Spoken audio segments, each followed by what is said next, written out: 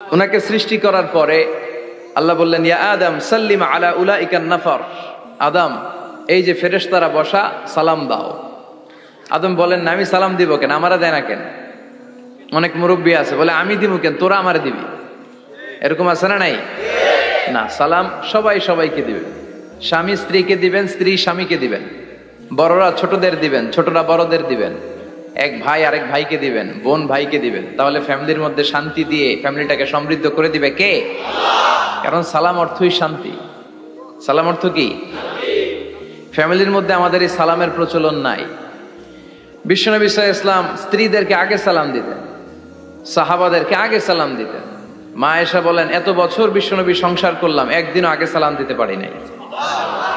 সবসময় বিশ্বনবী আমাকে আগে সালাম দিয়ে দিতেন। তো সাইয়েদনা আদমকে সৃষ্টি করার পরে আল্লাহ বললেন, আদম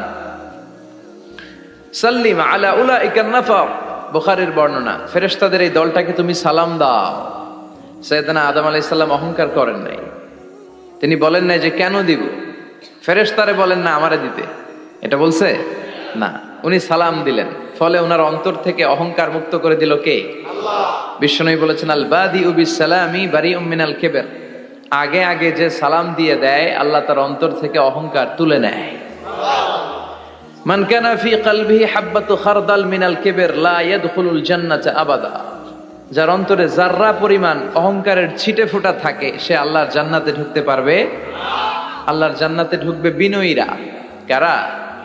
যারা বিনয়ী, মুতাওয়াদি, হাম্বল, যাদের মধ্যে হাম্বলনেস আছে, যারা বিনয়ী, তারা জান্নাতে ঢুকবে। তো সাইয়েদনা আদম আলাইহিস সালাম বিনয়ের পরিচয় দিলেন, কিন্তু শয়তানকে আল্লাহ বললেন উসজুদু। শয়তানকে বললেন, শয়তান সেজদা দাও। ফেরেশতাদেরকে যখন অর্ডার করেছে সেজদা দাও, শয়তান বলল, আল্লাহ আমি সেজদা দিব না। অহংকার করলো, সে নিজে নিজে উপরে উঠতে চাইলো। সে বলল, খলাকতানি মিন নার ওয়া খলাকতাহু মিন তিন। আপনি আমাকে বানিয়েছেন আগুন দিয়ে, আগুনের ধর্ম উপরের দিকে ওঠা। আগুন জ্বালিয়ে দিলে লেলিহান শিখা কই যায়? উপরে যায়। ওয়া খলাকতাহু মিন তিন। আর আদমকে বানিয়েছেন আপনি মাটি থেকে, তা আমি কেন সেজদা দিব? আদমই না আমারে দিবে। আল্লাহ শয়তানকে চির জাহান্নামী বানিয়ে দিল। চিল্লায় বলেন ঠিক কিনা? আর বিনয়ের কারণে আদমকে আল্লাহ বানালেন আশরাফুল মাখলুকাত। কি বানালেন? সৃষ্টির সেরা। এজন্য নূরের ফেরেশতারাও সাইয়েদনা আদমকে সেজদা দিতে বাধ্য হয়েছে। চিল্লায় বলেন ঠিক কিনা? তুমি মাটির আদমকে প্রথম সৃষ্টি করিয়া ঘোষণা করিয়া দিলে শ্রেষ্ঠ বলিয়া, তাই তো নূরের ফেরেশতা করে আদমকে সেজদা। ঠিক কিনা? তাই তো নূরের ফেরেশতা করে আদমকে সেজদা। সবার চেয়ে সম্মান দিলে মাটির আদমকে।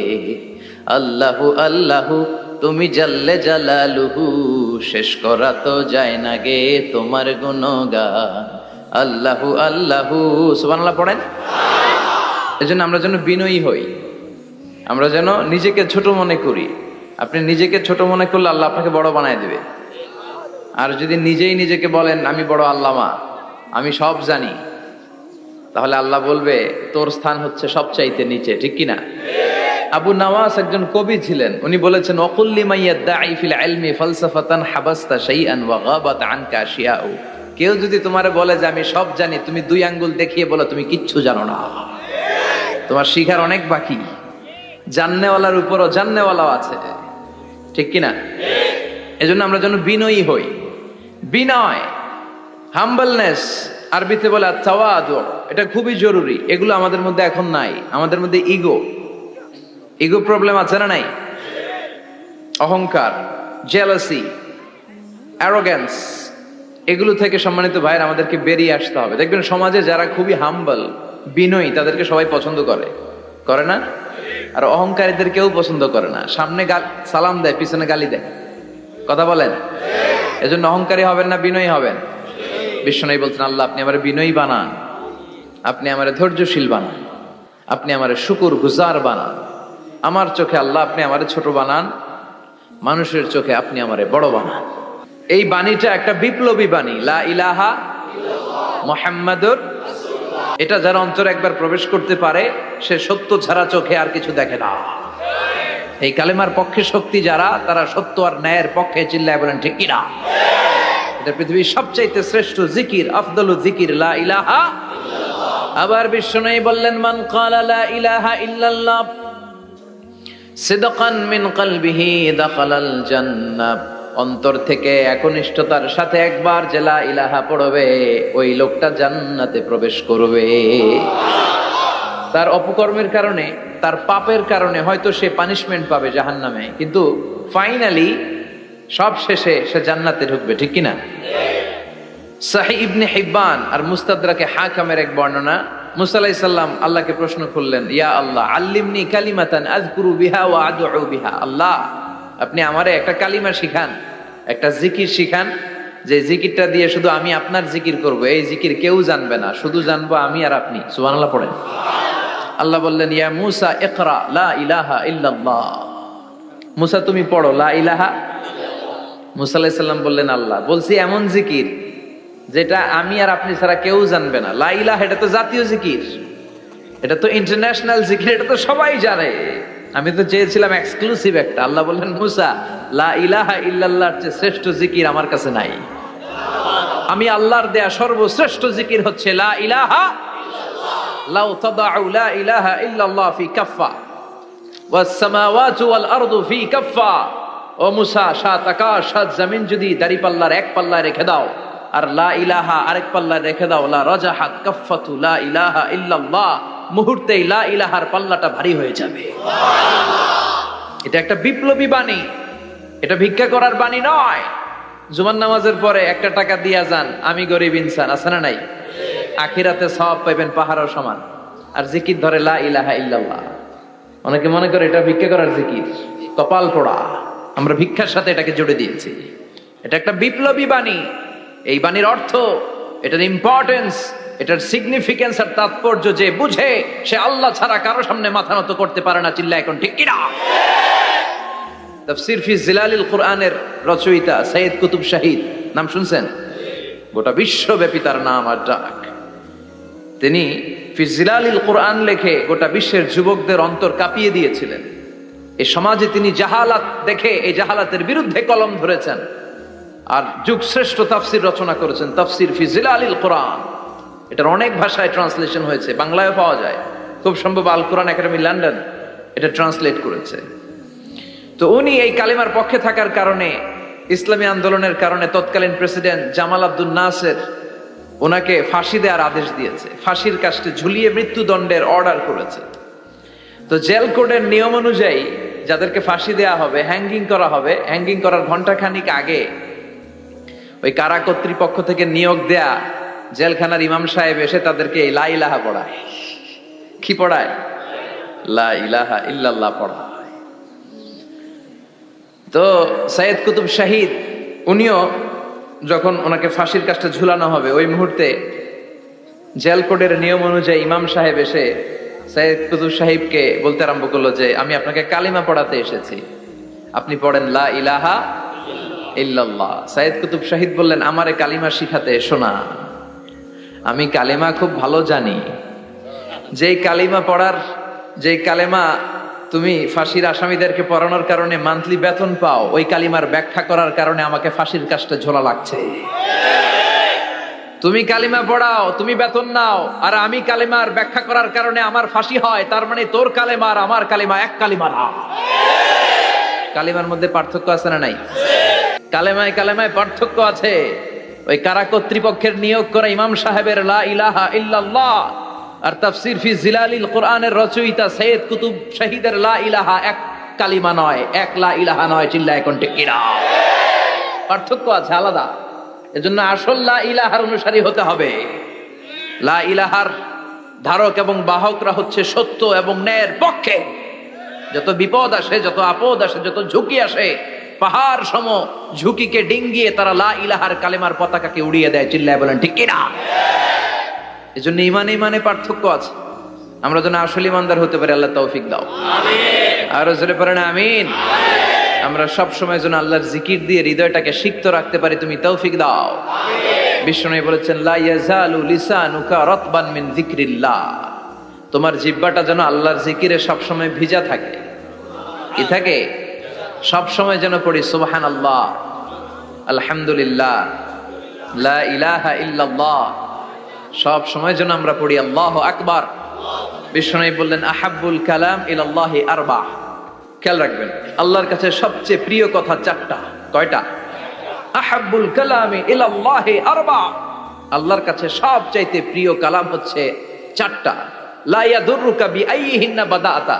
এই চারটার কোনটা দিয়ে শুরু করবে এটা তোমার ব্যাপার, আগে পরে করলেও কোনো সমস্যা নাই। চারটার একটা হচ্ছে সুবহানাল্লাহ, আরেকটা হচ্ছে আলহামদুলিল্লাহ, আরেকটা হচ্ছে লা ইলাহা ইল্লাল্লাহ, আরেকটা হচ্ছে আল্লাহু আকবার। এজন্য সব সময় আল্লাহর জিকির করতে রাজি আছেন তো? আল্লাহরে ডাকতে রাজি আছেন? ফাযকুরুনি ওয়াশকুরুলি। আল্লাহ বলেন যদি আমার জিকির করো আমিও তোমাদের জিকির করি, যদি আমার স্মরণ করো আমিও তোমাদের স্মরণ করি। আবার বিশ্বনবী বললেন, আল্লাহ ঘোষণা দেন ফাইন যাকারানি ফি নাফসি যাকারতুহু ফি নাফসি। আমার বান্দা যদি একা একা আমার জিকির করে আমিও আমার বান্দাকে একা একা স্মরণ করি। ওয়া ইন যাকারানি ফি মালাইন যাকারতুহু ফি মালাইন খায়রিম মিনহু। আর মহা সম্মেলনে যদি বান্দা আমারে স্মরণ করে আমি এর চাইতে শ্রেষ্ঠ মহা সম্মেলন ফেরেশতাদেরকে নিয়ে আমার বান্দাকে স্মরণ করি। ওয়া ইন তাকাররাবা ইলাইয়া শিবরান তাকাররাবতু ইলাইহি যিরাআন। আমার বান্দা যদি আমার দিকে 1 বিঘত আসতে চায় আমি আমার বান্দার দিকে 1 হাত এগিয়ে যাই। আমার বান্দা যদি আমার দিকে 1 হাত আসতে চায় আমি আমার বান্দার দিকে 2 হাত চলে যাই। ওয়া ইন আতানি ইয়ামশি আতাইতুহু হারওয়ালা। আর আমার বান্দা যদি আমার কাছে হেঁটে হেঁটে আসতে চায় আমি আমার গোলামের দিকে দৌড়ে দৌড়ে যাই। ওই আল্লাহরে ভুলে গিয়ে আমরা মাজারে যে সিজদা দেই, কপাল পোড়া আছে না নাই? দোদেল বান্দা কালমা চোর, না পায় শ্মশান না পায় ঘোর, দিন থাকিতে আয়রে পথে ছাইড়া দে ভণ্ডামি ভণ্ডামি ভণ্ডামি ভণ্ডামি, ছাইড়া দে ভণ্ডামি। ঠিক কি না? এই ভণ্ডামির সাথে আমাদের সম্পর্ক আছে? মাজার পূজার সাথে ইসলামের কোনো সম্পর্ক আছে? নামাজ কালাম পড়ে না ইবলিশ শয়তানের নানা, আছে না নাই? এলাকায় মনে হয় নাই, অনেক জায়গায় আছে দেখবেন লাল সালু দিয়া উঁচু করা। সাইয়েদনা আলীকে মদিনায় বিশ্বনবী পাঠালেন আর বললেন যত উঁচু মাজার দেখো ভেঙে মাটির সাথে গুড়িয়ে দাও। কবরস্থান উঁচু হবে না, কবর হবে সমান। এটাকে সেফটি দেওয়ার জন্য, সিকিউরিটি দেওয়ার জন্য আপনি চারদিকে সিম্পল বেড়া বা দেয়াল দিতে পারেন যাতে গরু ছাগল যে এই কবরের অসম্মান না করে। আমরা আশরাফুল মাখলুকাত, আমরা বেঁচে থাকলেও যেমনি সম্মান আছে আমাদের, মরে গেলেও সম্মান আছে না নাই? আল্লাহ বললেন ওয়ালাকাদ কাররামনা বানি আদম। আমি বনি আদমের সম্মান বাড়িয়ে দিয়েছি। জীবিত অবস্থায় যেমনি সম্মান, মরে গেলেও সম্মান। ঠিক কি না? বিশ্বনবী দেখলেন একটা লাশ যাচ্ছে, লাশ দেখে নবী দাঁড়িয়ে গেলেন। সাহাবারা বললেন ইয়া রাসূলুল্লাহ ইন্নাহু ইয়াহুদি, এটা ইহুদির লাশ। দাঁড়ালেন কেন? বসেন। বিশ্বনবী বললেন আওয়ালাইসাত নাফসান, এটা কি মানুষ না? এটা হোক না ইহুদি, হোক খ্রিস্টান, হোক নাস্তিক, এটা তো মানুষ। আমি তো মানুষকে সম্মান দিয়েছি। I have dignified the status of the sons of Adam. আমি বনি আদমের সম্মানকে বাড়িয়ে দিয়েছি। সবার উপরে মানুষ সত্য, তাহার উপরে নাই। এজন্য কবরকে সিকিউরিটি দিতে হবে, কিন্তু গম্বুজ বানানো যাবে? লাল সালু দেয়া যাবে? মাজারে আগরবাতি দেয়া যাবে? মোমবাতি, মশারি, অনেক মাজারের উপরে লম্বা মশারি টাঙানো আছে না নাই? ওর বাবারে মশাই কামড়ায়, কত বড় ডাকাত। তো মশাই যদি নিচ থেকে তাড়াইতে না পারে ও তোমারে কি করবে? কথা বলেন। মশা তাড়াতে পারে না নিজের গা থেকে, তোমারে কি বাঁচাবে? দেখবেন যে লোকটা মাজারে মশারি দেয় ওর বাবার ডেঙ্গু জ্বর, ওর বাপেরে মশাই খায়, ওর মারে মশাই খায়। গোটা বিশ্বের সবগুলো আল্লাহর ওলি যদি একটা গ্লাসের পানিতে ফু দেয়, আর আপনার মা যদি আপনার মাথার মধ্যে হাত বুলিয়ে দেয়, আপনার মা যদি আপনার বুকে একটা ফু দিয়ে দেয়, সব পীর সাহেব একদিকে, মায়ের দোয়া আরেকদিকে। মায়ের দোয়া মুহূর্তে আবার আল্লাহর আরশে পৌঁছে যাবে। এজন্য বিশ্বনবী বলতেন সালাসু দাওয়াতিন মুস্তাজাবা, 3টা দোয়া আল্লাহ কবুল ফিরিয়ে দেন না। 1 নম্বরে হচ্ছে দাওয়াতুল মুসাফির, সফর অবস্থায় দোয়া করলে কবুল করে কে? আল্লাহ। 2 নম্বরে দাওয়াতুল মাজলুম, অত্যাচারিত ব্যক্তির দোয়া কবুল করে কে? 3 নম্বরে দাওয়াতুল ওয়ালিদাইনি লিওয়ালাদিহি, মা বাবা যখন হাত তুলে ছেলে মেয়েদের জন্য আল্লাহর কাছে দোয়া করে, ওই দোয়াটাও কবুল করে কে?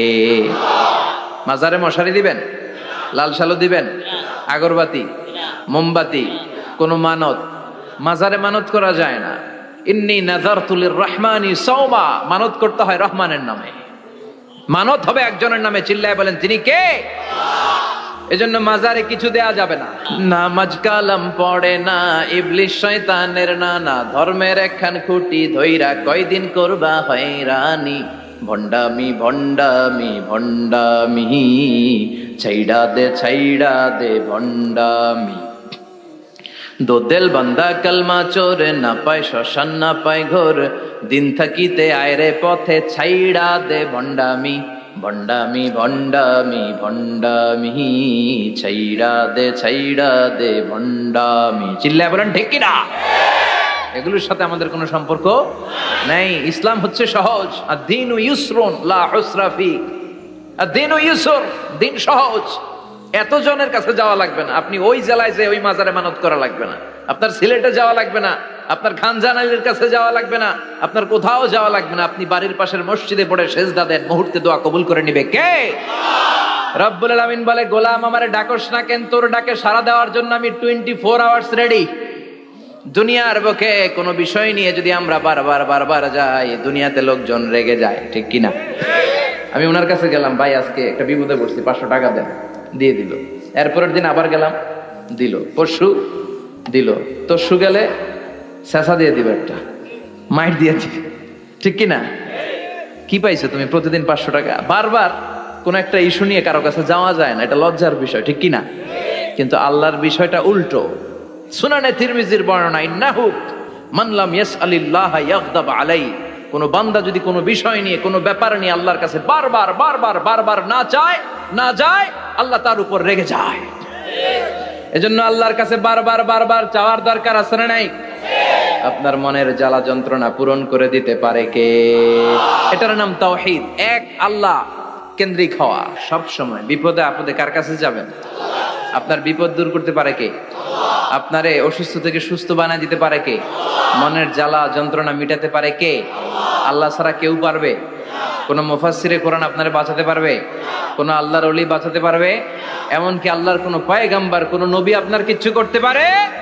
লিতাকুনু শুহাদা আলান নাস, তোমাদেরকে হতে হবে উম্মাতান ওয়াসাতান, মধ্যমপন্থী উম্মাত, মাঝামাঝি থাকতে হবে। কিন্তু আমরা এদেশে মার্জিনালাইজ করে ফেলি। যারা চরমনায়ের মুরিদ, অন্যদেরকে আর দেখা যাবে না। যারা সরসিনার মুরিদ, এরাই সব, অন্যদিকে যাওয়া যাবে না। যারা জামাত ইসলাম, অন্যদিকে আর যাওয়া যাবে না। যারা হেফাজতে ইসলাম, অন্য কারোর মধ্যে আর হক নাই। যারা আহলে হাদিস, এরা তো সব নিয়েই গেছে, সব হক সুন্নাহ এদের কাছে। কারো মুখের কোনো কথা এদের কাছে কোনো দাম নাই। আপনি যত হকের কথা বলেন, এদের দলেই নাকি ঢুকতে হবে। আমরা যেন মাঝামাঝি হই। আপনি তাবলিগ করতে পারেন, করেন, খুব ভালো। তাবলিগের ভাইদের একটা ভালো গুণ হচ্ছে নিজের খেয়ে নিজের পরে ইসলামের দাওয়াত দেয়, ঠিক কিনা? নিজের টাকা ভেঙে দাওয়াত দিচ্ছে, তো তাদের কারণে অনেকে কালিমা শিখছে, অনেকে নামাজ শিখছে, তাদেরও কন্ট্রিবিউশন আছে না নাই? তো যারা তাবলিগ করেন, আপনি মনে করবেন না যে সব হক, সব সত্য, শুধু আপনি হকের ডিলার, এটা মনে করবেন না। সব সত্য হক এটা আপনার বাবার দাদার সম্পত্তি, এটা মনে করবেন না। সব দলের মধ্যে হক থাকতে পারে, বরং সব দলের ভালো ভালো জিনিসগুলো নিয়ে নিজেকে সাজানো দরকার। কথা বলেন? জামাত ইসলামের মতো, হেফাজতে ইসলামের মতো আন্দোলনের স্পিরিট থাকতে হবে। চিল্লা এখন ঠিক কিনা? আমার সুন্নি ভাইদের মতো নবীর প্রেম অন্তরে থাকতে হবে। চিল্লা এখন ঠিক কিনা? তাবলিগের ভাইদের মতো হৃদয়ে ইখলাস থাকতে হবে। এই সবগুলোর সমন্বয় হচ্ছে ইসলাম, সবগুলোর সমন্বয় ইসলাম। এজন্য কখনো মনে করবেন না যে আমি একদল করি তার মানে অন্য সব দল মনে হয় বাতিল, ওগুলো মনে হয় মুসলমান না, ওগুলো আমার চোখেই ধরে না। এটা ঠিক না, এটা ইহুদিদের স্বভাব। ইহুদিরা শুধুমাত্র হকের ডিলার মনে করতো নিজেদেরকে। ইহুদি ছাড়া বাকি কাউরে ওরা চোখে দেখতে পারতো না। এজন্য আমরা কি কট্টরপন্থী হব না মধ্যমপন্থী? চিল্লায় বলেন, কট্টরপন্থী না মধ্যমপন্থী? আল্লাহ আমারে যতদিন বাঁচিয়ে রাখা, আমি মধ্যম পন্থার কথা বলেই যাব, up to my death. It's my mission, it's my vision. এটাই আমার লক্ষ্য, যে মধ্যম পন্থার ইসলামকে প্রমোট করা, যেটা বিশ্বনবীর ইসলাম, যেটা মদিনার ইসলাম, যেটার মধ্যে বাড়াবাড়ি নাই, ছাড়াছাড়ি নাই, ঠিক কিনা? We have to go back to our Lord. আমাদেরকে ফিরে যেতে হবে আমাদের রবের কাছে। আমরা কেউ আজীবন থাকতে আসি নাই। থাকতে পারবো আজীবন? দাদা চলে গেল, বাবা চলে গেল, মা চলে গেল, মামা চলে গেল, খালু চলে গেল, এরপর আমাদের টনক নড়ে না, তাই না? পাগল পাড়া হয়ে আছে এই পৃথিবীর জন্য। মরতে যে হবে এটা ভাববার সময়টুকু আমাদের নেই। আমরা ব্যস্ত আমাদের ক্যারিয়ার নিয়ে, আমাদের লাইফ নিয়ে, আমাদের সমাজ নিয়ে, আমাদের ফ্যামিলি নিয়ে, আমাদের সন্তান আর সম্পদ নিয়ে আমরা super busy. We are leading a very super busy life. We don't have even a single time to think about death. মৃত্যু নিয়ে ভাবার একটা মুহূর্ত আমাদের নাই। কিন্তু পৃথিবীর সবচাইতে সুনিশ্চিত বিষয় হচ্ছে মৃত্যু, ঠিক কিনা? The most certain thing in our life is death. আমাদের জীবনের সবচাইতে সুনিশ্চিত বিষয় হচ্ছে মরণ, মরবই আমরা। And the most uncertain thing in our life is the time of death. আর আমাদের জীবনের সবচেয়ে অনিশ্চিত বিষয় হচ্ছে মৃত্যুর সময়। আমরা জানি না মরবো, যে এটা জানি, জানেন না? কিন্তু কখন মরবো এটা জানি। এই সূরাটা আপনারে এই জিনিসটা জানান দিতে এসেছে যে দুনিয়ার সম্পদ, লোভ, লালসা এগুলো নিয়ে পড়ে থেকো না। এই যে আমাদের ফ্যামিলি, আমাদের বাচ্চা কাচ্চা, আমাদের এত টাকা পয়সার হিসেব, মাস শেষে বাড়ি ভাড়া, গ্যাসের বিল, এইটা সেটা, আপনি কি মনে করছেন যে আপনি চলে গেলে এগুলো থেমে থাকবে? কিছুই থেমে থাকবে না, সব চলবে আগের মতো। থাকবেন না আপনি। এমন দুনিয়া যেটাতে আমি নাই, সব চলে। সকাল গড়িয়ে বিকেল হয়, শীত শেষে গ্রীষ্ম আসে, দিন শেষে রাত নামে, সব চলে, নাই শুধু আমি। চিল্লায় বলেন ঠিক কিনা? তো এজন্য এগুলি একটু ভাবেন। অনেক ব্যস্ত আমরা। এই দুনিয়ার পুরো জীবনটা এটা হচ্ছে লালসাময় একটা জীবন। লোভ, মরিচিকা, মায়াজাল, এই মায়াজালে আমরা আটকে আছি। ফলে মৃত্যুর কথা আমরা ভুলে গিয়েছি। পাগলের মতো ছুটছি, আরো টাকা লাগবে, আরো খ্যাতি লাগবে, আরো যশ লাগবে, আরো দাপট লাগবে আমার। এত টাকা দিয়ে কি হবে? এত সম্পদ দিয়ে কি হবে? এত ব্যস্ততা দিয়ে কি হবে তোমার? স্টপ, থামুন, অনেক হয়েছে, আন্না, থামুন। Take a rest, take a breath and think about death. Think that you have to go back to your Lord. একটু বসেন না, একটু ভাবেন যে আমাকে চলে যেতে হবে, চলে যেতে হবে। এই কোলাহল, এই ব্যস্ততা এগুলো থাকবে, থাকবো না আমি। সাইয়েদনা ওমর ফারুক বলেছেন, মুতু ক্বাবলা আন তামুতু, মরার আগে একবার মরো। হাসিবু ক্বাবলা আন তুহাসাবু আলাইকুম, তোমার হিসাব নেওয়ার আগে তুমি একবার নিজের হিসাবটা করো না। কাগজ বের করে একটু লিখো না কি কি ভালো কাজ করছিলা, যেগুলো দিয়ে নাজাতের ওয়াসিলা হতে পারে। 1 2 3, আর কি কি আকাম কুকাম করছো দেখো না, লিখে দেখো তোমার অবস্থাটা কি। মরার আগে একবার মরো। মরার আগে খাটের মধ্যে শুয়ে শটান করে চোখ বন্ধ করে একবার মরার ভান করে দেখেন কেমন লাগে। চোখটা বন্ধ করেন আর ভাবেন আপনি নাই, কি কি হতে পারে ভাবেন। আপনার ছেলে মেয়েরা কান্না জুড়ে দিবে, আপনার প্রাণের স্ত্রী বিলাপ শুরু করে দিবে, বন্ধু বান্ধবের চিৎকার আর মাতম, স্থানীয় এলাকার মসজিদে ঘোষণা, অমুক এলাকার নিবাসী অমুক ভাই অমুকের ছেলে অমুক দুনিয়ায় নাই। সব আত্মীয়রা চলে আসবে, ফেসবুকে স্ট্যাটাস দেয়া হবে, সবাই সবাইকে জানাবে বিকাল 4টায় অমুক হাই স্কুল ময়দানে আপনার জানাজা। ছুটে আসবে, সবাই ছুটে আসবে আপনাকে শেষ বিদায় দিতে, গুড বাই জানানোর জন্য, আল ওয়াদা, বিদায় জানাতে আসবে সবাই।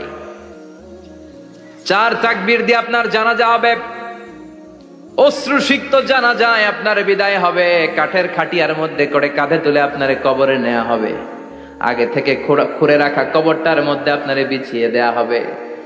বাঁশের কচি দিয়ে তার উপরে মাটির চাপা দিয়ে সব চলে যাবে। ভাবেন না একবার চোখ বন্ধ করে, this is the circle of life, this is the nature of life. এটা সবার হবে, আমার হবে, আপনার হবে। এত মায়া, এত ভালোবাসা কই যাবে? কেউ থাকবে না, সবাই আপনার অন্ধকার কবরে রেখে দিয়ে চলে আসবে। উপরে বাঁশের কঞ্চি, তার উপরে মাটির চাপা, অন্ধকার আর অন্ধকার। এই অন্ধকার যেন শেষ হতে চায় না, শুধুই অন্ধকার, ঠিক কিনা? এজন্য আমাদের চলে যেতে হবে। দাদা গেল, চাচা গেল, মামা গেল, আমাদেরকেও যেতে হবে, জোরে কোন ঠিক কিনা? একদিন মাটির ভেতরে হবে ঘরে মন আমার, কেন বন্ধ দালান ঘর, প্রাণ পাখি উড়ে যাবে পিঞ্জর ছেড়ে।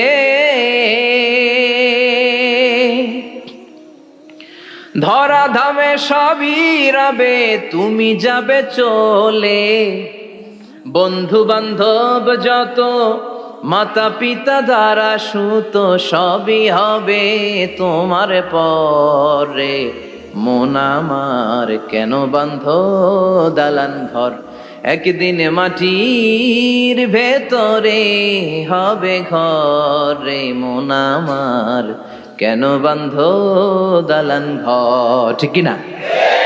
সব পরে থাকবে, চলে যেতে হবে আমাদেরকে। এজন্য আখিরাতের কথা যেন আমাদের স্মরণ হয়। বিশ্বনবী বলতেন, নাহাই তুকুমান জিয়ারাতিল কবুর, আমি তোমাদেরকে কবর জিয়ারত করতে আগে নিষেধ করতাম, কিন্তু এখন নিষেধাজ্ঞা প্রত্যাহার করে নিলাম। এখন সব সময় তোমরা কবরের সামনে যাবা আর জিয়ারত করবা। একটু গেলে আখিরাতের কথাটা স্মরণ হবে। ওখানে ছোট শিশুরা শুয়ে আছে, কিশোর যুবকরা আছে, আপনার মতো তাগড়া যুবক মুরব্বীরা আছে। এরা এই এলাকায় থাকতো, এরা আকাশ থেকে নেমে আসে না, এই এলাকার সন্তান আজ নাই। একটা সার্টেন পিরিয়ড শেষে আপনিও থাকবেন না। This is the nature of life, this is the circle of life. ছোট্ট শিশু হয়ে এসেছিলেন, শৈশব, কৈশোর, যৌবন, প্রৌঢ়ত্ব। আগে ছিলেন সিঙ্গেল, বিয়ে করে হয়ে গেলেন ডবল। এরপরে আল্লাহ আপনাকে একটা মেয়ে দিল, এরপরে মেয়েকে বিয়ে দিয়ে শ্বশুর হলেন, এরপরে ওই মেয়ের ঘরে সন্তান হতে নানা হলেন। আর কতদিন? অনেক দিন হলো তো, অনেক লম্বা সময় পেয়েছেন আপনি। Think about that. এবার যাওয়ার কথা ভাবেন, আখিরাতের সামানের কথা ভাবেন, ফিরে যেতে হবে। কি শক্তিশালী যুবক, বার্ধক্য চলে আসলে লাঠি ছাড়া চলতে পারে না। কুচকুচে কালো দাড়ি সাদা হয়ে যায়, দাড়ির শুভ্রতা, বয়সের ভার, রং ধরা যৌবন জং ধরে শেষ। ঠিক কিনা? This is the circle of life. যুবক ভাইরা, এটাই জীবন, চলে যেতে হবে, কেউ থাকতে পারবে না। ঠিক কিনা? এটা রিমাইন্ডার আল্লাহ এই সূরার ভেতরে দিয়েছেন যে তোমাদেরকে ফিরে যেতে হবে। এই লোভ লালসা ছেড়ে দাও। রব্বুল আলামিন বলেন, আলহাকুমুত তাকাসুরু হাত্তা যুরতুমুল মাকাবির। ও গোলাম, দুনিয়ার সম্পদ, লোভ লালসা তোদেরকে পাগল বানিয়ে দিয়েছে। এই লোভ পাগলামি কোনোদিন তোদের থামবে না যতদিন না তোরা কবরে ঢুকবি। ঠিক কিনা? কার কথা? আল্লাহ বললেন, দুনিয়ার সম্পদ আর লোভ আর মোহে তোমরা গাফেল হয়ে গিয়েছো।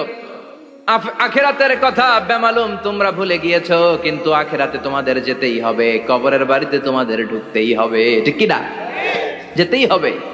আমরা ভুলে যাই। আলহাকুমুত তাকাসুর, অতিরিক্ত পাওয়ার লোভ, বেশি বেশি খাওয়ার লোভ, বেশি বেশি জমানোর লোভ মানুষকে গাফেল বানিয়ে দিয়েছে। এটা মানুষের স্বভাব। আরো চাই, আরো চাই, এই স্বভাবটা আছে না নাই? দেখবেন ছোট বাচ্চারা মসজিদে দোয়া অনুষ্ঠান শেষে জিলাপি দেয় না? বড়ুয়া কৃষ্ণপুর কি দেয়? আগে বাতাসা দিত না, এখন কি দেয়? জিলাপি দেয়, মিষ্টি দেয়। তো মসজিদের 2-3 গেট থেকে যদি দেয়, ছোট বাচ্চারা দেখবেন এদিক দিয়ে কয়েকটা নিয়ে আবার ওই গেটে লাইন ধরে। ওর হাত হলো ছোট হাত, ওর হাত ভর্তি জিলাপি, আর নেওয়ার জায়গা না, এরপর আরেক জায়গায় লাইন ধরছে। আরো লাগবে, আরো লাগবে, এই আরো আরো আরো চাই। এই স্বভাবটাই মানুষকে কুড়ে কুড়ে শেষ করে দিয়েছে। এত লাগবে কেন তোমার? চাহিদার কোনো শেষ নাই। Unlimited demand of human being. যার আছে বেশি তার চাই বেশি। যার সাইকেল আছে তার হুন্ডা চাই, হুন্ডা আছে তো প্রাইভেট কার চাই, প্রাইভেট কার আছে তো প্লেন চাই, প্লেন আছে তো হেলিকপ্টার চাই, হেলিকপ্টার আছে তো ওইটা চাই, ওইটা আছে তো সেটা চাই। ঠিক কিনা? এলাকার মেম্বার যে হয়েছে চেয়ারম্যান হতে চায়, আছে না নাই? চেয়ারম্যান সাহেব এমপি হতে চায়, আছে না নাই? এমপি সাহেব মন্ত্রী হতে চায়, আছে না নাই? মন্ত্রী সাহেব প্রধানমন্ত্রী হতে চায়, আছে না নাই? কিন্তু এই দেশে সুযোগ নাই। কথা কন। এই দেশে প্রধানমন্ত্রী সিলেক্টেড। 2-3 জনের বাইরে কেউ প্রধানমন্ত্রী হইতে পারবি না। ঠিক কিনা? আমার এই জীবনে তো আমি 2-3 জনেরই দেখলাম। তো মানুষের চাহিদার কোনো শেষ নাই। যার আছে বেশি তার চাই বেশি। এজন্য বিষ্ণু বলেছেন, উনজুরু ইলা মান হুয়া আসফালা মিন, তোমার চেয়ে যে খারাপ আছে ওর দিকে তাকাও। ওয়ালা তানজুর মান হুয়া আ'লা মিন, তোমার চেয়ে যে ভালো আছে ওর দিকে তাকায়ও না, তোমার চেয়ে যে খারাপ অবস্থানে আছে ওর দিকে তাকাও। অনেকে নিজের অবস্থান নিয়ে সুখী না, এরকম আছে না নাই? আল্লাহ আমার এটা দিল না রে, ওইটা দিল না রে, পাইলাম না রে, কিচ্ছু হয় না, কি করব জীবনে, হতাশ। আসলে আছে কিন্তু অনেক, কিন্তু শুকরিয়া নাই, ডাকাত। ঠিক কিনা? নিজের অবস্থান নিয়ে সুখী না, কিন্তু অনেক লোক আছে তারা আপনার অবস্থানে পৌঁছতে চায়। তাদের দিকে তাকিয়ে দেখেন, আপনি যে অবস্থানে আছেন এই অবস্থানে পৌঁছাটা অনেকের কাছে স্বপ্ন। তারা প্রতিনিয়ত সংগ্রাম আর স্ট্রাগল করে যাচ্ছে আপনার অবস্থানে পৌঁছতে, আর আপনি এটা নিয়ে সন্তুষ্ট না। শেখ সাদির নাম শুনেছেন? বালাগাল উলা কাশাফাত দুজা, এই কবিতাটা রচয়িতা ইরানের বিখ্যাত এক কবি। উনি একবার আর্থিক সমস্যার মধ্যে দিয়ে সময় কাটাচ্ছেন, টাকা নাই, পয়সা নাই, পায়ে দেওয়ার মতো জুতা নাই। উনি খুব দুঃখ পেলেন, হায় রে, আমি ইরানের এত বড় কবি, আমার পায়ে দেওয়ার মতো জুতা নাই। দুঃখ ভরা মন নিয়ে রাস্তায় হাঁটতে বেরোলেন। হাঁটতে হাঁটতে হঠাৎ দেখলেন একটা লোক শুয়ে শুয়ে কাঁদছে, ওই লোকটার দুইটা পাই নাই, পাই নাই। উনি সেজদায় পড়ে গেলেন, আল্লাহর কাছে ক্ষমা চাইলেন, আল্লাহ অনেক দিয়েছো, শুকর আলহামদুলিল্লাহ। এজন্য যেই পরিস্থিতিতেই থাকি না কেন আমরা কি পড়বো? জোরে বলেন, কি পড়বো? এজন্য আল কানাতু মিনাল ইসলাম, অল্পে তুষ্ট থাকার নাম হলো ইসলাম। সম্পদ লাগবে কিন্তু সম্পদের পাহাড় লাগবে না, ঠিক কি না? অল্প খান, অল্প পড়েন, অল্প জামান, অল্পের ভেতরে বরকত ঢুকাইয়া দিছে কে? দেখবেন যাদের সম্পদ অল্প তারা সুখী বেশি। জরিপে এটা দেখা গিয়েছে, অনেক সার্ভেতে এটা এসেছে, যারা সম্পদশালী এরা দুঃখী বেশি, এদের দুঃখ বেশি, টেনশন বেশি। খুব স্বাভাবিক, টাকা যার বেশি রোগ তার বেশি, টাকা যার বেশি টেনশন তার বেশি, টাকা যার বেশি ঘরে শান্তি তার কম। আছে না নাই? ঘরের ভেতরে অশান্তি, ছেলে কথা শোনে না, ছেলে টানে গাঞ্জা, মেয়ে করে পরকিয়া। আছে না নাই? স্ত্রী কথা শোনে না, ভালোবাসা নাই, ঘরটা জাহান্নামের টুকরা। রোগ বালাই, এক একটা হসপিটাল বিল পরিশোধ করতে মাসে 5 লাখ 10 লাখ। আছে না নাই? কিছু খেতে পারে না, ডাক্তার একেবারে ডায়েট মেনু বেঁধে দিয়েছে। ডায়েট, ভেরি ডায়েট মেনু, এটা এটা এটা এটা কিছুই খাবেন না, শুধু গরু খাবেন না, খাসি খাবেন না, চিংড়ি খাবেন না, খালি ঘাস খাবেন।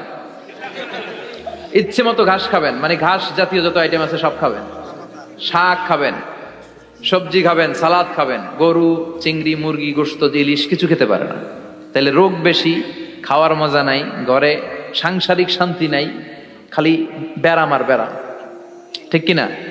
কিন্তু সম্পদের পাহাড় গড়েছে।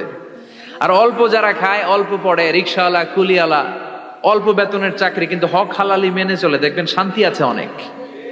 হ্যাঁ, বাসা ভাড়া দেয়, ফ্যামিলি চালায়, বাচ্চাদের স্কুল বিল, এরপরও মাস শেষে 1-2 হাজার টাকা হাতে থেকে যায়। আর ওর প্রতি মাসে 10 কোটি টাকা ইনকাম, তারপরও ব্যাংকের ঋণ আছে না নাই? সুখ কারে বলে? কিভাবে আপনি সুখকে ডিফাইন করবেন? সুখ তো টাকায় কিনা যায় না, শান্তি টাকা দিয়ে হয় না, শান্তি দেওয়ার মালিক কে? শান্তি আছে অল্প খেয়ে শুকর করার মধ্যে, শান্তি আছে আলহামদুলিল্লাহর মধ্যে। চিল্লায় বলেন ঠিক কিনা?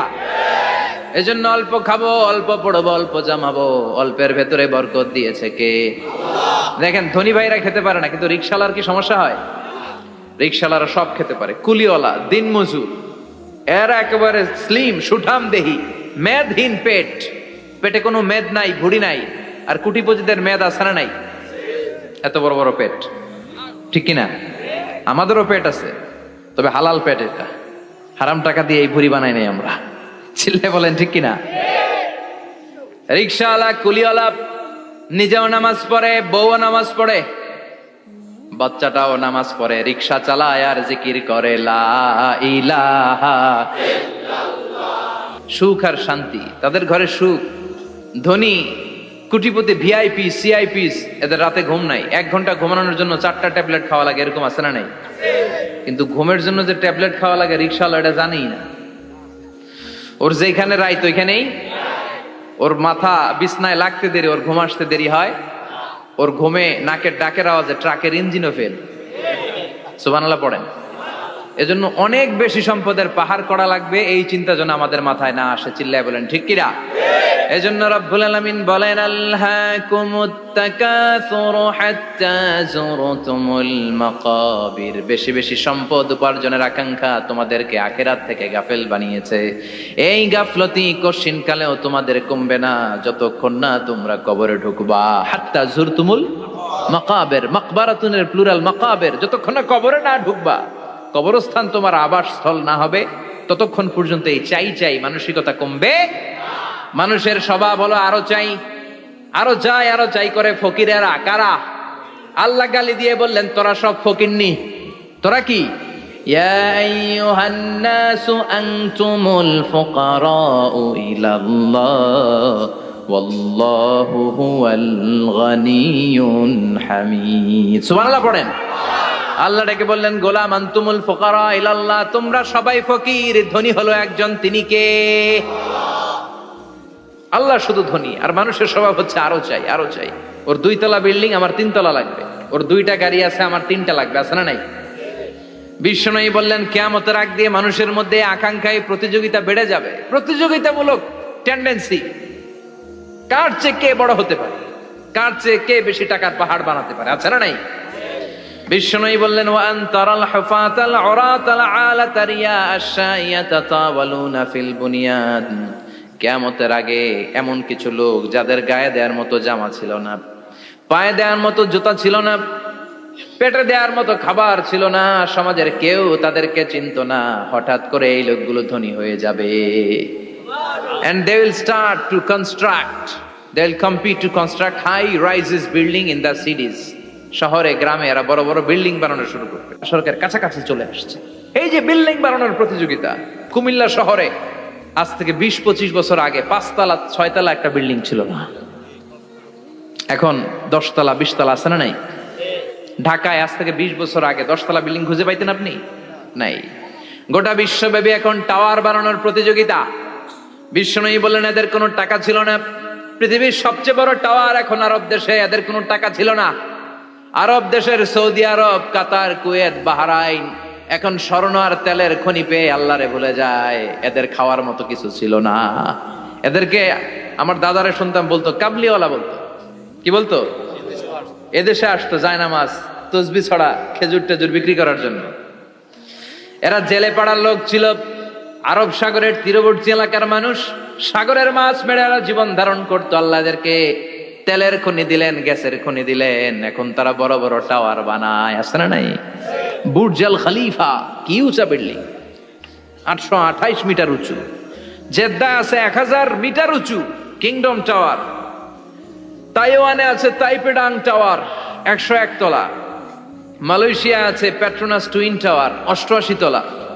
চায়নাতে আছে সাংহাই টাওয়ার, একটার পর একটা টাওয়ার। প্রতি বছর অ্যানাউন্স করতেছে যে ওদেরটা আছে আমাদেরটা বড় বানাবো। কাতার কয় ওরা বানাইলে আমরা পারবো না কেন, আমরা বানাবো আরো বড়। আছে না নাই? শাগালাত কুমুত তাকাসুর, যে আরো লাগবে, আরো বড় হতে হবে, এই টেন্ডেন্সি মানুষকে আখিরাত থেকে একেবারে গাফেল বানিয়ে দিয়েছে। চিল্লায় বলেন ঠিক কিনা? টাকার পাহাড় বানাতে চায়, দরকার থাকলেও চায়, না দরকার থাকলেও চায়। বর্তমান পৃথিবীর সবচেয়ে ধনী লোকটার নাম জানেন? কি নাম? হ্যাঁ, বিল গেটস। ওর যে কত টাকা ও নিজেও জানে না। ওর পকেট থেকে যদি $100 একটা বান্ডিল পড়ে যায়, এটা তুলতে ওর যত সময় লাগবে, ও না তুলে যদি হেঁটে যে আইডিয়া নিয়ে হাঁটতেছিল ওইটা নিয়ে হাঁটে, ওদিকে আরো বেশি ইনকাম হয়ে যাবে। এত টাকা তার, এটা তোলার সময় তো তার নাই। ওয়ারেন বাফেট নাম শুনছেন? হাজার হাজার কোটি ডলারের মালিক। Prince Walid bin Talal, Saudi ধনকুবের নাম শুনেছেন? ওর একটা বিমান আছে, প্রাইভেট জেট প্লেন। এই বিমানটার 70% মেড অফ গোল্ড। বিমানের 70% স্বর্ণ দিয়ে বানানো। গত কয়েক বছর আগে আমি ব্রুনাই গিয়েছিলাম। ব্রুনাইয়ের সুলতানের নাম হাসান আল বালখিয়া। উনি একটা প্যালেস আরবিতে বলে কাসার, মানে হচ্ছে রাজপ্রাসাদ। পৃথিবীর সবচাইতে বড় রাজপ্রাসাদ ব্রুনাইতে বান্দার শরীফ বেগাওয়ানে অবস্থিত। আমি গিয়েছি ওখানে। প্রায় 1800 থেকে 2000 কক্ষ আছে ওই প্যালেসে, রাজপ্রাসাদে। ওই রাজপ্রাসাদের টয়লেটের কমোড গুলো মেড অফ গোল্ড, স্বর্ণ দিয়ে বানানো। নাউজুবিল্লাহ পড়বেন না? এই হাসান আল বালখিয়া নিজে বিমান চালায়। ওর সংগ্রহে 500টা রোলস রয়েস লাক্সারিয়াস কার আছে। 500 রোলস রয়েস। গুগল ইউটিউব যারা করেন সার্চ দিলে দেখবেন ওর কি পরিমাণে গাড়ি। রোলস রয়েস গাড়ি হচ্ছে one of the luxurious car in the world. Car ব্র্যান্ডের মধ্যে যত দামি কার ব্র্যান্ড আছে এর মধ্যে রোলস রয়েস একটা, যেগুলোর দাম কমসে কম এদেশের টাকায় 8 কোটি থেকে 10 কোটি টাকা। আচ্ছা বলেন, এই গাড়িগুলো যারা হাই প্রোফাইলের ভিআইপিস, তারা ফ্যামিলির সবাইকেও যদি একটা করে গাড়ি দেয়, একজনের কয়টা গাড়ি দরকার? 5টা, 10টা, 20টা। ধরলাম যে 20টা গাড়ি লাগবে ওনার। 500 গাড়ি দিয়ে উনি কি করবে? তার সংগ্রহে 500টা রোলস রয়েস। স্বর্ণেরও গাড়ি আছে তার, স্বর্ণের পালঙ্ক আছে, আমি দেখে এসেছি। পোরশে, ফারারে, লাম্বরগিনি, এই টাইপের যে ব্র্যান্ড গুলো আছে, অভাব নাই। তার মানে আছে, যার বেশি চায় তত বেশি। চিৎকার করে বলেন ঠিক কিনা? এজন্য আল্লাহ বললেন আল্লাহকুমুত তাকাসুরু হাত্তা যুরতুমুল মাকাবির। দুনিয়ার লোভ তোমাদেরকে আখিরাত থেকে গাফেল বানিয়ে দিয়েছে। দুনিয়ার লোভ লালসার মধ্যে পড়ে আখিরাতকে বেমালুম তোমরা ভুলে গিয়েছো। এই গাফলতি কোনোদিন কমবে না যতদিন না তোমরা কবরে ঢুকো, ঠিক কি না? সম্পদ উপার্জনে ইসলাম বাধা দেয় না, কিন্তু সম্পদ হৃদয়ে স্থান দেয়া যাবে না। সম্পদ উপার্জন করতে হবে, খরচ করে ফেলতে হবে। বেশি সম্পদশালী হতে হলে আল্লাহর সন্তুষ্টির জন্য যাকাত দিতে হবে। কে দিতে হবে? দে যাকাত, দে যাকাত, তোর দিল খুলবে পরে, আগে খুলো খাত। দে যাকাত, দে যাকাত, তোরা দে রে যাকাত, ঠিক কি না? দিল পরে খুলবে, আগে হাত খোলেন। হাত খুললে দেখবেন দিলটারে খুলে দিয়েছে কে? সাইয়েদনা মুসা আলাইহিস সালামের জামানায় ওনার চাচাতো ভাই ছিল মিশরের সবচাইতে বড় ধনী, যাকাত দেয় নাই। তার কি করুণ পরিণতি হয়েছে কোরআনে আছে না নাই? এত সম্পদ ছিল, তার সম্পদগুলো সে সিন্ধুকে আটকে রাখতো। আর এই সিন্ধুকের চাবিগুলো আলগানোর জন্য, কাঁধে নেওয়ার জন্য 10 জন লোক লাগতো। সিন্ধুক কাঁধে নেওয়ার জন্য, সিন্ধুকের চাবি, চাবির গোছা কাঁধে নেওয়ার জন্য কয়জন? তাহলে কি পরিমাণ সম্পদ ছিল? সাইয়েদনা মুসা বললেন, সম্পদের মালিক তুই হস নাই, আল্লাহ বানাইছে। কারণ বলে ইন্নামা উতিতুহু আলা ইলমিন ইনদি, আল্লাহ আমারে সম্পদ দেয় নাই, আমি আমার মেধা খাটিয়ে সম্পদ বানিয়েছি। যাকাত আমি দিব না। মুসা বললেন তাহলে আযাবে পড়বি, কারণ কয় পারলে আযাব আন, পারলে আযাব আনো। আল্লাহ বললেন ফাখাসাফনা বিহি ওয়া বিদারহিল আরদ, ও মুসা নিরাপদ দূরত্বে চলে যাও, এখনই ভয়ঙ্কর ভূমিকম্প হবে, আযাব দেব। কারণ সহ কারণের সব সম্পদ আমি জমিনের ভেতরে ঢুকায়া দেব। আমি নিজে কারণের বাড়ি দেখে এসেছি। মিশরের রাজধানী কায়রো থেকে প্রায় 150 কিলো দূর একটা জেলা আছে, ফায়ুম জেলা। ওইখানে কারুনকে আল্লাহ তার সব সম্পত্তি সব মাটিতে দাবিয়ে দিয়েছেন। দাবাতে দাবাতে হাঁটু পর্যন্ত যখন কারুন জামিনে দেবে যায়, ভাবছে উঠে যাবে। কোমর পর্যন্ত যখন মাটির মধ্যে দেবে যায়, ভাবছে উঠতে পারবে। গলা পর্যন্ত যখন দেবে যায়, হাত তুইলা কয় আমি ঈমান আনলাম। ও মুসা, সব সম্পদ তোর আর তোর আল্লাহর লইয়া যা, খালি আমারে বাঁচা, আমারে। সব গাদ্দারদের একই পরিণতি। ফেরাউনরেও যখন আল্লাহ লোহিত সাগরে পানি খাওয়াতে খাওয়াতে পেটটা এত বড়, হাত তুলা কয় আনা মিনাল মুসলিমিন, আমি মুসলমান, আমি ভালো মানুষ। আল্লাহর কোরআন সাক্ষী, সে বলেছে আনা মিনাল বনি ইসরাইলরা যে আল্লাহরে মানে আমিও তারে মানি, আমিও আল্লাহর দলের একনিষ্ঠ কর্মী। আর পানি খাইতে পারি না, আল্লাহ বাঁচাও। আল্লাহ কয় আরো খা। শেষ, ফেরাউন শেষ, নমরুদ শেষ, কারুন শেষ। পুরো সম্পদ সহ আল্লাহ কারুনকে জামিনের ভেতরে দাবিয়ে দিলেন। এজন্য সম্পদ যাদের বেশি, যাকাত দেওয়ার দরকার আছে না নাই? দারিদ্রতা বিমোচনের জন্য যাকাত দিবেন। যাকাতের শাড়ি লুঙ্গি এইভাবে না, অনেকে কিন্তু দেয় জাকাতের শাড়ি, জাকাতের লুঙ্গি, জাকাতের গামছা, এরকম ডাকাইত আছে না নাই? বাংলাদেশে এমনও হয়েছে জাকাতের শাড়ি দিবে বলে সে পত্রিকায় নিউজ করেছে, আর ওই শাড়ি আনার জন্য শাড়ি দিবে 5,000, মানুষ এসেছে 5 লক্ষ। পদপৃষ্ঠ হয়ে 11 জন নারী এক জায়গায় মারা গিয়েছে। কিয়ামতের দিন আল্লাহ বিচারের কাঠগড়ায় এই বিজনেস ম্যাগনেটকে দাঁড়িয়ে সেদিন জিজ্ঞাসা করবে যে কেন তুই এদেরকে কষ্ট দিয়েছিলি? চিল্লা এখন ঠিক কিনা? এদের মৃত্যুর দায়ভার এই শিল্পপতি এড়াতে পারবে না। যাকাতের শাড়ি, যাকাতের লুঙ্গি বিতরণের জন্য আল্লাহ তোমারে ধনী বানায় নাই। ধনীদের দায়িত্ব হলো গরিবের হাতে সম্পদ পৌঁছে দেয়া। ওফি আমওয়ালিহিম হাক্কুন লিসাইলি ওয়াল মাহরুম। গরিব আমার কাছ থেকে সম্পদ আর যাকাত নিয়ে সে আমার প্রতি করুণা করেছে।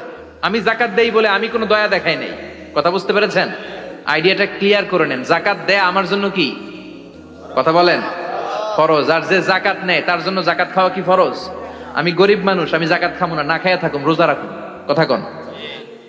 আমার যে যাকাত নেওয়া লাগবে এমন কোনো কথা নাই, কিন্তু আমি যে ধনী আমার দিতেই হবে, এটা ফরজ। তার মানে আমি দিয়ে আমি দয়া করি নাই, ও নিয়ে আমারে বাঁচাইয়া দয়া করে গেছে। চিৎকার করে বলো ঠিক কিনা? ইসলাম বলে রাস্তার এক পাশে 5 তলা আর এক পাশে গাছতলা, এটার নাম ইসলাম না। ওফিয়ামু আলিহিম হাক্কুন লিসাইলি ওয়াল মাহরুম। খেটে খাওয়া মানুষ, সুবিধা বঞ্চিত মানুষদের দ্বারে যে তুমি যাকাতের টাকা পৌঁছে দাও। যাকাতকে ফরজ করা হয়েছে দারিদ্রতা বিমোচনের জন্য। আপনি শাড়ি লুঙ্গি দিলে কি হবে? ওরে শাড়ি দিচ্ছেন দুপুরে, রাত্রেবেলা ও আরেক জায়গায় লাইন ধরে আছে, বিরিয়ানির প্যাকেট দিতেছে ওইখানে। কথা কোন? সারাটা বছর ও যাকাতের টাকা নেবে, ওর কিচ্ছু হবে না। বরং এমন কিছু তাকে করে দিতে হবে যেটা দিয়ে সে ফ্যামিলি লিড করতে পারে। একটা সিএনজি কিনে দেন, ওই ফ্যামিলিতে কোনো যুবক থাকলে সিএনজি চালায়া, অটো চালায়া ফ্যামিলিটারে চালান। একটা টঙের দোকান করে দেন, চায়ের দোকান, চা বিক্রি করে ফ্যামিলিটারে চালাবে। অস্ট্রেলিয়ান একটা গাই কিনে দেন, গরুর দুধ বিক্রি করে তার ফ্যামিলি চলবে। কিংবা মাছের একটা খামার করে দেন, মুরগির খামার করে দেন, ঠিক কিনা? ওমরে ফারুক বলতেন এমন ভাবে জাকাত দাও যাতে করে যাকে জাকাত দিয়েছে জীবনে কোনোদিন সেজন্য আর কারো কাছে যে হাত পেতে জাকাতের জন্য দাঁড়িয়ে না থাকে। এই বিধানটা কার? এজন্য আল্লাহ বললেন আল্লাহকুমুত তাকাসুরু হাত্তা যুরতুমুল মাকাবির। দুনিয়ার লোভ লালসা তোমাদের কমবে না যতদিন না তোমরা কবরে ঢুকো। কার কথা? চিল্লায় বলেন কার? এজন্য দুনিয়ার প্রতি যে আমাদের লোভ, এটা কি বাড়াইতে হবে না কমাইতে হবে? এই দুনিয়ার জীবন এটা ক্ষণিকের। আমাল হায়াতুদ দুনিয়া ইল্লা মাতাউল গুরুর। এটা ভোগের সামগ্রী, আজ আছে কাল না, এটা হাতের ময়লা। দুনিয়ার এই জীবনের দৃষ্টান্ত হচ্ছে 4টা স্বর্ণের টুকরা আর 3টা লাশের মতো। স্বর্ণের টুকরা 4টা, চিৎকার করে বলেন তো কয়টা? লাশ 3টা, জোরে বলেন কয়টা? অনেক অনেক আগের যুগের 3 জন যুবক জীবিকার তাগিদে তারা বের হয়েছে কর্মসংস্থান করে খাবে। পথিমধ্যে তারা গুপ্তধন পেয়েছে, স্বর্ণের বার পেয়েছে, তো বড় বড় 4টা পেয়ে তারা মহা খুশি। আমাদের আর কাজ করা লাগবে না, এগুলো বেচে আজীবন খাবো, সুখে থাকবো।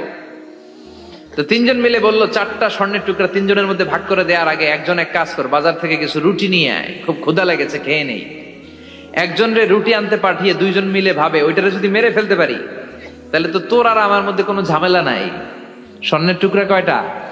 তুই নিবি 2টা, আমি নেব 2টা। আর যেটারে রুটি আনতে পাঠাইছে ওইটা মনে মনে ভাবতেছে রুটির মধ্যে বিষ মিশাই নিয়ে যাব। কি মিশাবো? বিষ খাইয়া ওইটা শেষ, সবগুলো আমার। তো বিষ মিশায় নিয়ে আসছে, আর আগের পরিকল্পনা অনুযায়ী এই 2 জন মিলে তাকে নৃশংসভাবে হত্যা করেছে। হত্যার পরে কয় প্রচন্ড ক্ষুধা লাগছে, লো আগে খায়া লই। 2 জন মিলে বাজার থেকে আনা বিষ মাখানো রুটি খেয়ে ওই 2টাও শেষ। স্বর্ণের জায়গায় স্বর্ণ পড়ে আছে, স্বর্ণগুলো নেয়ার মতো মানুষ আর নাই, ঠিক কিনা? এজন্য মানুষের এই চাহিদা কমবে না। বিষ্ণু বলেন লাউ আন্না লিকুল্লি ইবনে আদম ওয়াদিয়ান মিন যাহাব আহাব্বা আই ইয়াকুনা ইলাইহি ওয়াদিয়ান। আল্লাহ প্রত্যেককে, আমাদের প্রত্যেককে যদি একটা করে স্বর্ণের পাহাড়ের মালিক বানিয়ে দেয়। কয়টা করে পাহাড় দেখছেন কোনদিন? কই দেখছেন? চিটাং গেছিলেন? এই চট্টগ্রামে গেলে দেখা যায় কি পাহাড়। এই একটা পাহাড় স্বর্ণের, একটা স্বর্ণের পাহাড়ের মালিক যদি আমাদের এক একজনকে বানায় দেওয়া হয়, এরপর আমরা চাবো আরেকটা স্বর্ণের পাহাড়ের মালিক কেমন করে হওয়া যায়। আচ্ছা বলেন তো, একটা স্বর্ণের পাহাড় আমার 14 পুরুষ বিক্রি করে খাইলেও শেষ করতে পারবো এটা? তো আরেকটা কেন লাগবে আমার? ওয়ালাই আমলা আফাহু ইল্লা তুরাব। বিষ্ণু বলেন কবরের মাটি যতক্ষণ না তোর মুখে না ঢুকবে তোর এই চাওয়া চাওয়া খাই খাই স্বভাব বন্ধ হবে না। এজন্য আল্লাহ বললেন আলহাকুমুত তাকাসুরু হাত্তা যুরতুমুল মাকাবির। দুনিয়া তোমাদেরকে গাফেল বানিয়ে দিয়েছে, গাফলতি কমবে না যতদিন না কবরে ঢুকো। কবরে ঢুকা লাগবে, কবরে ঢুকা লাগবে না? কবরে আমাদেরকে যেতেই হবে, যেখানেই থাকেন। কবরের প্রশ্ন আছে না নাই? অনেকে বলে হুজুর বিমান হামলায় মারা গিয়েছে, বিমান জ্বলে পুড়ে ছাই হয়ে গিয়েছে, তার কবর কোথায়? তার আত্মাটা যেখানে আছে ওই জায়গায় প্রশ্ন আছে না নাই? অনেকে বলে হুজুর সাগরের মধ্যে পড়ে মারা গিয়েছে, তিমি মাছ খেয়ে ফেলেছে, তার কোনো অস্তিত্ব নাই, কিন্তু তার রুহুটা আছে না নাই? প্রতিটা রুহু সংরক্ষণ করে কে? প্রত্যেকটা আত্মা আল্লাহর কাছে সংরক্ষিত থাকে। প্রতিটা রুহু, প্রতিটা মানুষ মালাকুল মাউতকে দেখতে পায়। আপনিও দেখবেন, আমিও দেখব। মুমিনদের কাছে এসে মালাকুল মাউত একজন যুবকের বেশে সাদা ধবধবে জুব্বা পরে সুগন্ধি মেখে মুমূর্ষু ব্যক্তির শিয়রে বসে বসে বলে ইয়া আইয়াতুহান নাফসুল মুতমাইন্না, হে প্রশান্ত আত্মা, উখরুজি ইলা মাগফিরাতুল্লাহি ওয়া রিদওয়ানি, আল্লাহর ক্ষমা আর দয়ার দিকে বের হয়ে আসো। বলা মাত্রই মুমিনের আত্মাটা স্মুথলি বের হয়ে আসে। কাফান মিন আকফানিল জান্নাহ, হানুত মিন হানুতিল জান্নাহ, জান্নাত থেকে আনা সুগন্ধি কাফনের মধ্যে পেঁচিয়ে তিনি রূহটাকে নিয়ে ইল্লিনে চলে যায়। সরাসরি দেখে মালাকুল মাউতকে। আর যারা ইসলাম বিরোধী, কোরআন বিরোধী, তাদের সামনে এসে মালাকুল মাউত ত্রাস সৃষ্টি করে। আগে ধমক। হাইওয়েতে মাঝে মাঝে ডাকাতি হয় না? বাসগুলোর মধ্যে যখন ডাকাতি হয়, বাসে থাকে 50 জন, ডাকাত ঢুকে 5 জন, এই 5 জনের ভয়ে সবগুলো পেশাব করে দেয়, কারণ ত্রাস সৃষ্টি করে। এসেই চাইনিজ কুড়াল দিয়ে আগে কুবায় দেয় 4-5 জনের, রক্ত দেখে কি দেওয়ার সব আগে রেডি করে রাখে। মালাকুল মাউত এসে কাফের নাস্তিক মুশরিকদের সামনে সেরকম একটা ত্রাস সৃষ্টি করে, ভয়ে লোকটা কাঁপতে থাকে। ওর কাছে ভদ্র ভাষায় কথা বলে না, সুন্দর জামা পরে আসে না, কালো কুচকুচে চেহারা, ভয়ঙ্কর একটা রূপ নিয়ে, আকৃতি নিয়ে ইসলাম বিরোধীদের মাথার সামনে আসে, দুর্গন্ধযুক্ত চেহারার দেহ নিয়ে ধমক দিয়ে বলে, ও পাপাত্তা, ইয়া আইয়াতুহান নাফসুল খাবিসা উখরুজি ইলা গাদাবিল্লাহ, হে পাপাত্তা, আল্লাহর রাগ, ক্রোধ আর গজবের দিকে বের হয়ে আয়। মুমিনের আত্মা বলার সাথে সাথে যেমনি মুমিনের দেহ থেকে বের হয়ে জান্নাতি কাফনের ভেতরে ঢুকে, কাফেরদের আত্মাও কি এরকম তাড়াতাড়ি বেরোতে চায় নাকি? কাফেরদের আত্মা বেরোতে চায় না, ডানে দৌড়, বায়ে দৌড়, সামনে দৌড়, পেছনে দৌড়, আহা দৌড়াদৌড়ি করে। মালাকুল মাউত এটাকে টেনে হিচড়ে, একটা জীবিত ছাগলকে জবেহ না করে, জবাই না করে, তার চামড়া উল্টার দিকে টেনে হিচড়ে বের করলে ছাগলটা যত কষ্ট পায়, এর চেয়ে কমসে কম 70 গুণ বেশি কষ্ট দিয়ে কাফের মুশরিক আর গাদ্দারদের রূহ কবজ করা হয়। আল্লাহ এই পরিস্থিতি থেকে তুমি আমাদের বাঁচাও। মুমিনদের রূহ যেমনি কবজ হয়, ওইভাবে রূহ কবজের ব্যবস্থা করে দিও। ইমানের মৃত্যু নসিব করে দিও, শাহিদি মৃত্যু নসিব করে দিও। আমাকে শহীদ করে সেই মিছিলে শামিল করে নিও, যে মিছিলের নেতা মীর হামজা খোবায়েবে খাব্বাব, আল্লাহর কাছে ছিল অতি প্রিয়, শামিল করে নিও। আমাকে শহীদ করে সেই মিছিলে শামিল করে নিও। পড়েন আমিন, আরো জোরে পড়েন আমিন। তার মানে বিমান দুর্ঘটনায় হোক, কিংবা লঞ্চ ডুবিতে হোক, কিংবা আগুনে পড়ে হোক, কিংবা আত্মঘাতী হামলায় হোক, যে যেখানেই মারা যায়, কবরের 3টা প্রশ্ন তার জন্য আছে না নাই? ইসলাম বিরোধীদের জন্য প্রশ্ন 3টা, আপনারা যারা মুমিন তাদের জন্য 4টা, আপনাদের জন্য একটা বেশি। আলহামদুলিল্লাহ কোন?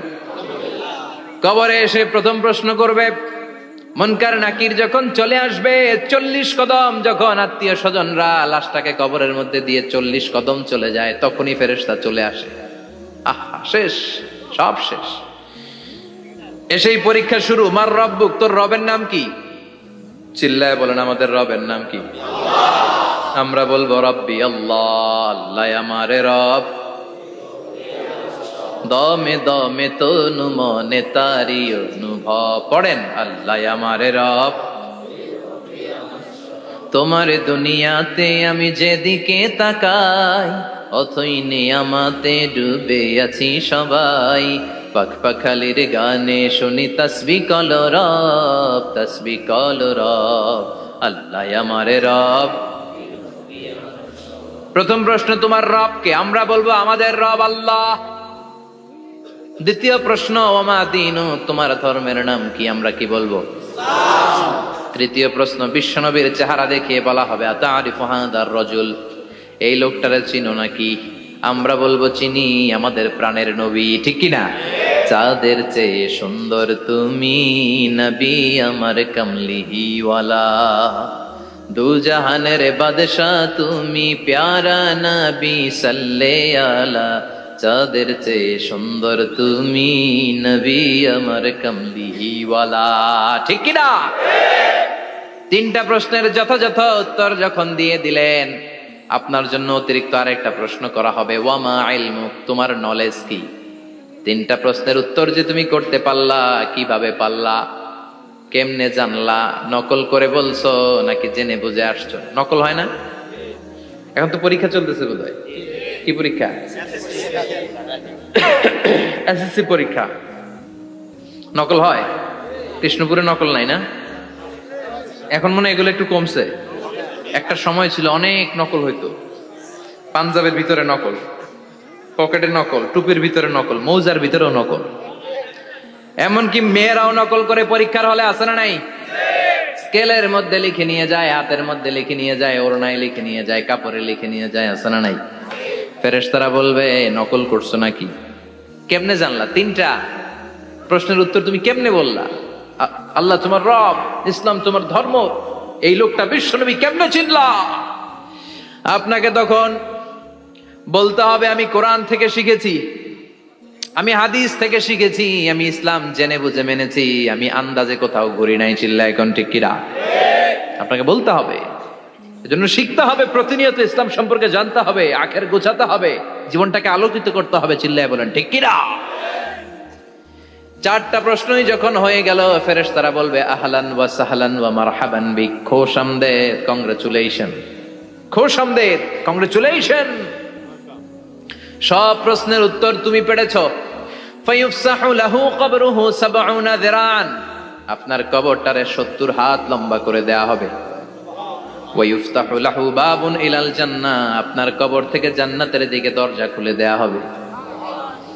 ওয়া ইউলবাসু মিন লিবাসি আহলিল জান্নাহ, জান্নাতের দুইটা রেশমি কাপড়ের পোশাক এনে আপনারে পরিয়ে দেয়া হবে। আর বলা হবে নাম কানাউ মিলা আরুস, ঘুমাও, sleep, you should get some sleep now, তোমাকে লম্বা সময় পাড়ে দিতে হবে, ঘুমাও। কানাউ মিলা আরুস, যেমনি বর বাসর রাতে আরামসে ঘুম দেয়, বাসর রাতে যেমনি বর কনেকে নিয়ে মধুর ঘুম দেয়, তুমিও ঘুমাও, কেউ তোমার ঘুম ভাঙবে না। মালাক ইসরাফিলের, কিয়ামতের জন্য ইসরাফিলের সিংহায় যে ফুৎকার আছে, ওই ফুৎকার ছাড়া কোনো কিছুই তোমার ঘুম ভাঙাতে পারবে না। আলহামদুলিল্লাহ পড়েন। আল্লাহ আমরাও যেন চারটা প্রশ্নের উত্তর দিয়ে লম্বা একটা ঘুম দিতে পারি, পড়ে না আমিন। ওয়াম্মাল কাফির ওয়া আহলুশ শিমাল, আর ইসলাম বিরোধী যারা, তাদের সামনে আসবে মালাকান আসওয়াদান আজরাকান, কৃষ্ণ বর্ণের দেহ, নীলাভ বর্ণের দুটো চোখ, গায়ের রং কালো, চোখের রং নীল। দেখতে কেমন লাগে? আলিফ লাইলার ভূতের মতো। কথা কন। গায়ের রং কালো, চোখের রং নীল। ফেরেশতা দুইটা আসবে, এসে ত্রাস সৃষ্টি করবে, এসে বলবে বল তোর রবের নাম কি? মার রব্বুক। ইসলাম বিরোধী মুশরিক, কাফের, নাস্তিক এরা বলবে আমি জানি না আমার রবকে, আমি জানি না, আমি তো আজীবন শুধু চেয়ার করেছি, মদ খেয়েছি, আমি ধর্ষণে সেঞ্চুরি করেছি দুনিয়ার বুকে, আমি টেন্ডারবাজি করেছি, চাঁদাবাজি করেছি, আমি মাস্তানি করেছি, আমার দাপটে এলাকার ইসলাম প্রিয়রা বাসায় ঘুমাতে পারে না। আমি ছিলাম টেন্ডারবাজ, আমি ছিলাম গডফাদার, সন্ত্রাসীদের লিডার, আমি ছিলাম ডন 1 2 3 সব, আমি ছিলাম ডনের ডন, আমি ছিলাম মাস্তান, রংবাজ, রব টপ কি আমি তো জানি না। লাদ্রি লাদ্রি, আমার জিজ্ঞেস করো না। আবার প্রশ্ন করা হবে ওয়ামা দীনুক, তোর ধর্মের নাম কি? বলবে লা আদরি, আমার কোনো ধর্ম নাই, আমার কোনো ধর্ম নাই, আমি শুধু মৌজ মাস্তিতে ছিলাম, আমি আনন্দ ফুর্তি করেছি, ইসলাম নিয়ে আমার মাথা ব্যথা ছিল না, আজীবন ইসলামরে আমি বাস দিয়েছি। চিল্লায় বলেন ঠিক কিনা? ইসলাম বিরোধীদের সাথে ছিল আমার চলাফেরা, আমার সব সাঙ্গপাঙ্গ ছিল গুন্ডা, বদমাশ, ইসলাম বিরোধী। রব কি, ইসলাম কি, এগুলো আমি জানি না। আমার এগুলো জিজ্ঞেস করো কেন? ধর্ম কি আমি জানি না, আমি কিচ্ছু মনে করতে পারছি না। 3 নম্বর প্রশ্ন করা হবে আতারিফু হাদার রাজুল, দেখো তো এই লোকটারে চিনো কিনা? কয় না, চিনি না, তবে মনে হয় এই লোকটারে দুনিয়ার বুকে আমি গালি দিতাম, এই লোকটার বিরোধিতা করতাম, ব্লগের মধ্যে এই লোকটার ব্যাপারে কুৎসা রটনা করতাম, এই লোকটার কার্টুন বানিয়ে আমি হিংসা ছড়িয়ে দিতাম, এই লোকটার ব্যাপারে আমি এলাকার মধ্যে অপপ্রচার চালাতাম। ফেরেশতারা বলবে তাই? এই ছিল তোর ডিউটি? দাঁড়া, এখনই আমাদের খেলা শুরু, এখনই শুরু। ফায়ুতরাকু বিমাতারিকা মিন হাদিদ, লোহার একটা হাতুড়ি দিয়ে মাথা থেকে পা পর্যন্ত পিটানো হবে, পিটিয়ে ওর গোশতর হাড্ডিগুলোকে থেতলে ফেলা হবে। ওয়ায়ুকালু লিল আরদি ইলতাইমি, কবরের দুই পাশের মাটিরে বলা হবে এবার দুই দিক থেকে তোরা চাপ দে, চাপ দেয়া হবে, ধাক্কা ধাক্কি করেও সে সুবিধা করতে পারবে না। মাটি আস্তে আস্তে আস্তে আস্তে দেহের দুই দিকে লেগে এমন জোরে দুইটা চাপ দিবে, ফাতাখতালিফা আদলাউহু, তার ডান পাশের পাজরের হাড্ডি বাম দিকে ঢুকে যাবে, বাম দিকের হাড্ডি ডানে চলে যাবে। বিশ্বনবী বললেন এই হাতুড়ি দিয়ে পিটানোর শাস্তি, কবরের চাপ দেওয়ার শাস্তি চলতেই থাকবে হাত্তাল কিয়ামা, কিয়ামত পর্যন্ত। আল্লাহ এই কবরের শাস্তি থেকে আমাদের বাঁচাও। আমরা এই আযাব পেতে চাই না, আমরা যেন ঠিকভাবে কবরের 4টা প্রশ্নের উত্তর করে দিয়ে লম্বা ঘুম দিতে পারি। আল্লাহ তুমি তৌফিক দাও। এজন্য আল্লাহ বললেন, গোলাম দুনিয়া নিয়ে পাগল হয়ে থেকো না। এই দুনিয়ার জীবন আসল জীবন নয়, আসল জীবন হলো কবরের জীবন। জোরে বলেন ঠিক কিনা? এই জন্য মাঝে মাঝে কবরে যাবেন, কবরস্থানে দাঁড়িয়ে চিন্তা করবেন, এই জায়গায় আমারও আসতে হবে। দিন যাবে, রাত আসবে, বৃষ্টি হবে, শীত আসবে, কেউ আমার দেখতে আসবে না। একা থাকতে হবে, একা, বড় একা, অন্ধকার, বড়ই অন্ধকার। ওই কবরের জীবনের সামান গোছানোর দরকার আছে না নাই? ওই কবরের সুখে শান্তিতে থাকতে চাইলে নামাজ পড়ার দরকার আছে না নাই? কোরআন পড়ার দরকার আছে না নাই? ছেলে মেয়েগুলোরে মানুষের মতো মানুষ করার দরকার আছে না নাই?